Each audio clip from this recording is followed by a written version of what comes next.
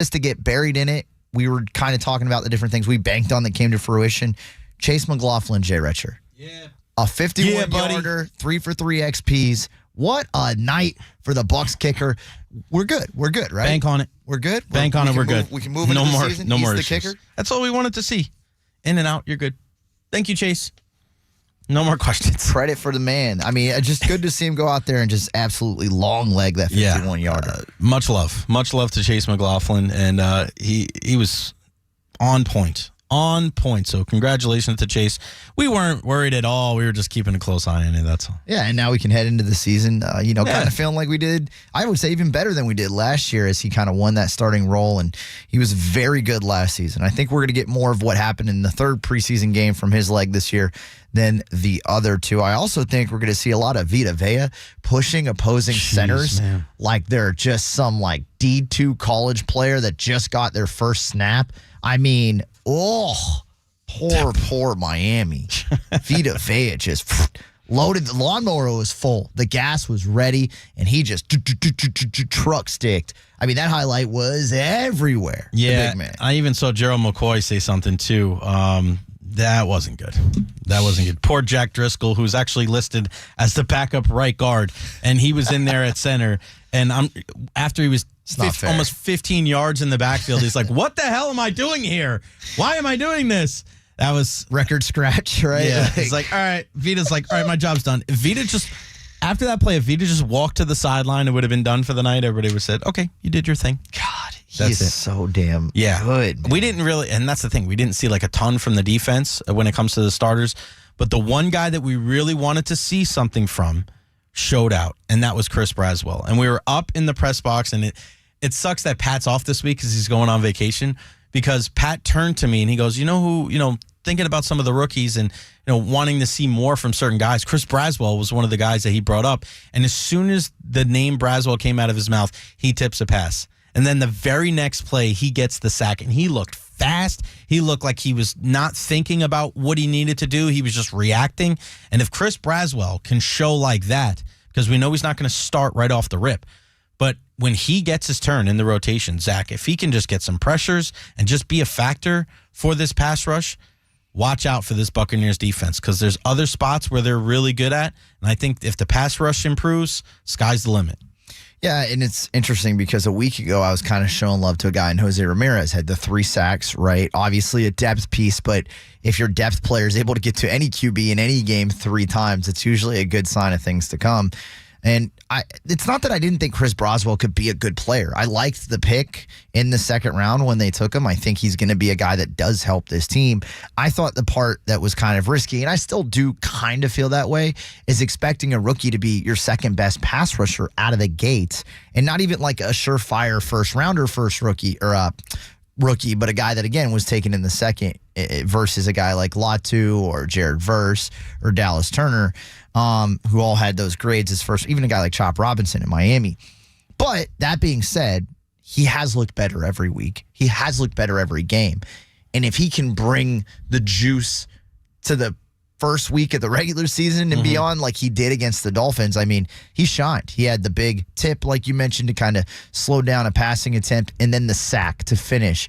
And it's part of me feels a little guilty comparing him to JTS as much as I have. And I don't know if that's impossible not to do. Like it feels like it's just going to happen, because we know Yaya is your best pass rusher, your best edge guy.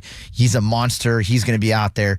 But when I watch a guy like Chris Braswell be able to get in the backfield and actually finish the sack, not over pursue, I can't help but already feel like if that's the way that he's going to take care of his business, he's already ahead of JTS in certain ways. Well, we still have to see it, and that's we let's not put the cart before the horse here, right? Because the same thing with joint practices, the same thing with the preseason. We have to see it not just in one regular season game, but we have to see it over the course of an entire season. Because there are times where JTS, he doesn't look terrible, right? It's not like he has 0 sacks. Like he gets a handful every year, but we just see a lot of other plays where he runs past the quarterback or he doesn't keep contained on the outside. Early returns, I think, good from Braswell because he keeps improving a little, little by little by little. But for that draft pick to pay off, we're going to need to see it in the regular season and more than just one season, right?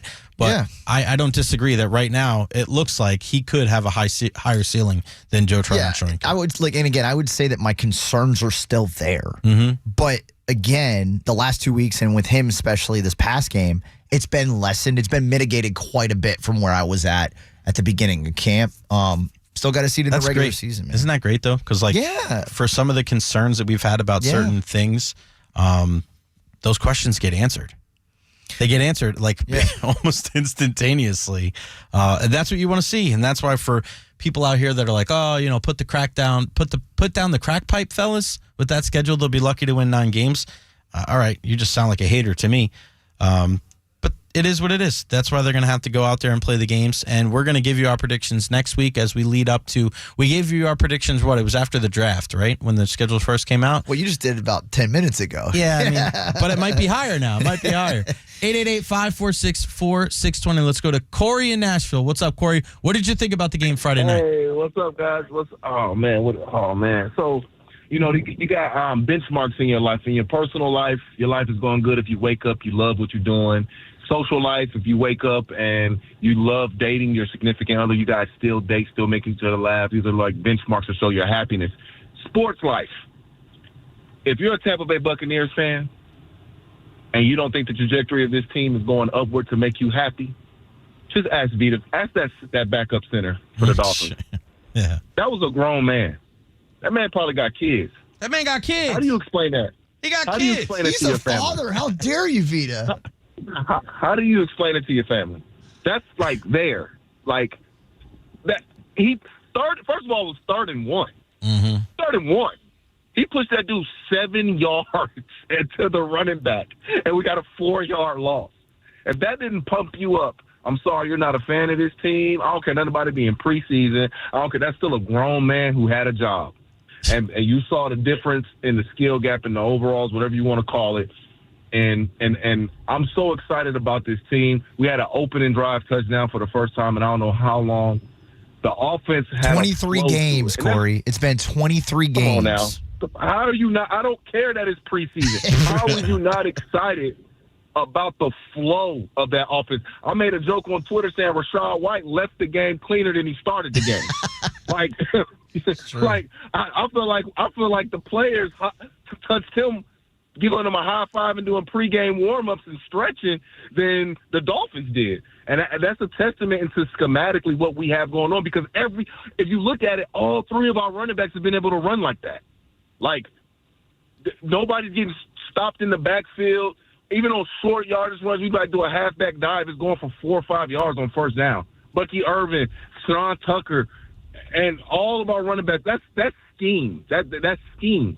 So if you're not excited about what's happening, and like you said, people talking about, oh, look at this schedule. I'm going to be honest with you fellas. We've been watching football for a long time. I know I have. I know. I'm sorry, and I hate to harp on this again. I know what a good team looks like. Now, you can't account for injuries, and it's always any given Sunday.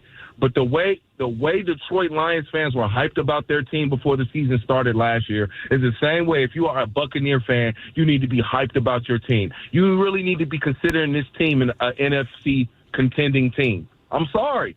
This team is built the right way. We drafted well, all right, low maintenance. And my last point, I made an argument about this on Twitter because the guy was like, this team is as good as the Brady team. I said, man, hot take. If you look at this roster from top to bottom, we actually might be better than the Brady team. I'm not saying Mayfield's better than Brady. Wait a second. Which Brady team? The first, second, or third year? Because the third year I'll give you. But the first one won a Super Bowl, and the second one was damn good. He should have won MVP that year. The second one, he should have won MVP. But as a team, from top to bottom, like skill-wise, talent-wise, we're as good as that second team, which was the best team. Corey, I love you. Won the Super but Bowl Rob Gronkowski, Antonio Brown, like... Well, that second team, Tony was running. Tony was running away. Like week 15. Chris Godwin tore it.